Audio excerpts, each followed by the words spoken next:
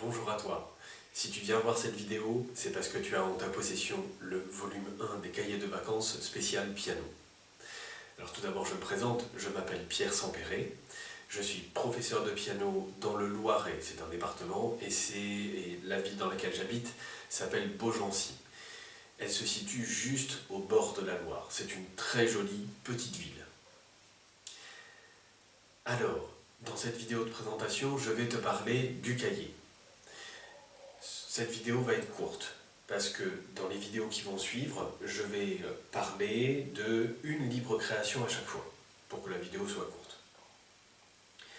Donc pour te présenter un petit peu ce cahier, déjà j'ai écrit beaucoup de textes quand même. Je te propose de le lire avant tout.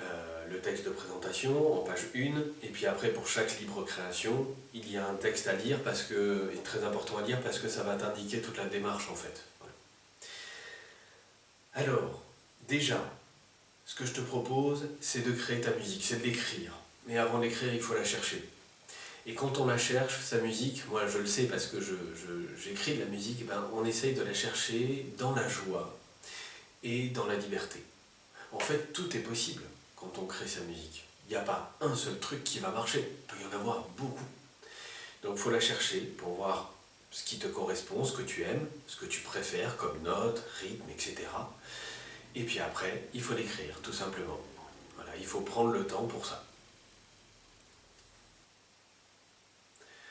Alors pour chaque libre création, j'ai déjà écrit du texte. Je te laisse le lire. Tu peux même commencer le travail sur les morceaux, sur les libres créations, que ce soit les mains ensemble, que ce soit juste la main gauche, juste la main droite, avant de regarder cette vidéo. Dans les vidéos qui viennent, après celle-ci qui est de présentation, je vais te donner des exemples musicaux, qui ne seront que des exemples musicaux. Ce qui est important, c'est que toi tu cherches ta musique à toi, qui ne sera pas la même que la mienne, parce que juste on n'est pas pareil, voilà. On n'a pas les mêmes expériences, et puis on a les goûts et les couleurs, hein, c'est très particulier à chacun. Ce que je voudrais te donner, c'est des conseils. J'en ai 4 à te donner. Le premier conseil, c'est le travail. Alors tu t'en doutes peut-être, mais en fait pour écrire sa musique, c'est comme pour jouer un morceau déjà tout écrit, il faut le travailler. Des fois, on trouve une musique très rapidement. Des fois, ça prend plus de temps. C'est très différent selon chacun et selon le morceau qu'on a à écrire. Il n'y a pas de règle par rapport à ça. Même si je pense qu'on est très entraîné, je ne suis pas sûr que ça soit toujours très rapide. Donc le travail, c'est un vrai travail, voilà, parce qu'il faut chercher ses notes, il faut essayer des choses. Des fois, on a écrit quelque chose, et puis en fait, ça ne correspond pas trop. On s'en rend compte 2-3 jours plus tard. Bon, c'est que des exemples. Donc, attends-toi à travailler, à devoir travailler plutôt régulièrement là-dessus, pour que ça vienne, et puis à prendre le temps, à avoir la patience, en fait, du travail. Le deuxième conseil, c'est de chercher dans la lenteur. Alors je vais te dire un truc, parce que c'est vraiment un truc. C'est que souvent quand on cherche, on le fait dans la précipitation. Pourquoi? Parce que quand on cherche, on est devant une incertitude. On n'est pas sûr du tout de ce qu'on va trouver. On n'est même pas sûr de trouver quelque chose. Mais je te rassure, très souvent, ça marche. Et bien devant cette incertitude, très souvent ce qu'on fait, c'est qu'on va vite. On joue vite et on se précipite dans le fond. Donc total, qu'est-ce qui se passe? On n'entend pas très bien parce que ça va trop vite. On sent pas très bien non plus ce qui se passe parce que ça va trop vite. Donc du coup, on a peut-être plus de mal ou beaucoup de mal à y arriver. Alors attention, je ne te dis pas d'aller tout le temps lent, non. Cherche quelque chose dans la lenteur pour bien t'entendre, pour bien sentir ce qui se passe, pour bien lire aussi ce qui est écrit sur la partition déjà, parce qu'il y a souvent quelque chose d'écrit au niveau musique. Et après avoir trouvé, tu peux tout à fait le tester dans la vitesse, ou dans une certaine vitesse, d'accord?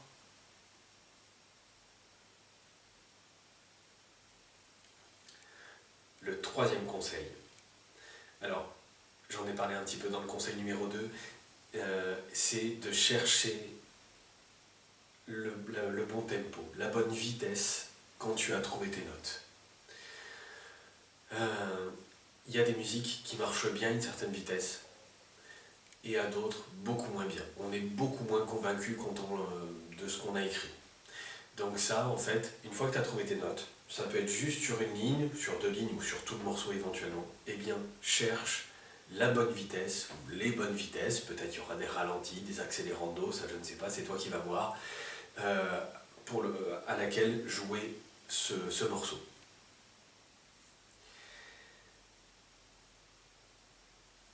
Le 4e conseil. Alors, il arrive au 4e, c'est pas parce que c'est le plus important, mais en fait, il découle des autres. Les 4 conseils sont super importants, et donc le 4e, c'est l'interprétation.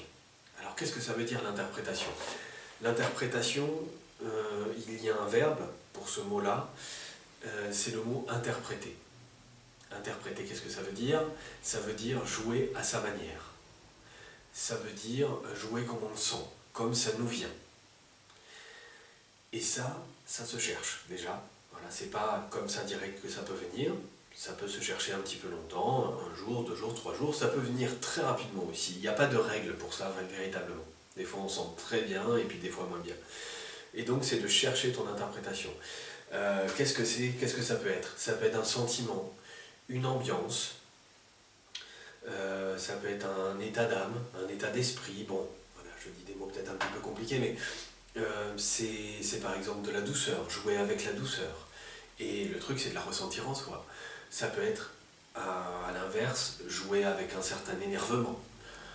Et dans ce cas-là, on le ressent en soi aussi. Ça peut être jouer avec la colère, jouer avec de la joie, ça peut être de la timidité aussi. J'en sais rien, ça peut être tout. Tout ce qui te vient, en fait, est bon. Si tu sens que c'est ça, tu l'utilises et tu le mets en musique.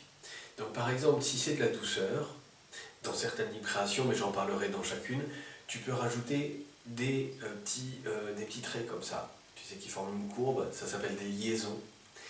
Et ça permet, pas que, mais ça permet de jouer doux. Donc ça, bon, on verra, on en parlera dans chaque libre création et on verra ça. Voilà pour les 4 conseils que j'avais à te donner, très importants. Alors, avant de te laisser, je vais te dire 2 dernières choses. La première, c'est de ne pas hésiter à photocopier chaque page du livre, alors pas dès que tu l'as en ta possession, mais tu peux photocopier la page 3 par exemple, ou la page 4, j'en sais rien, mais plusieurs fois.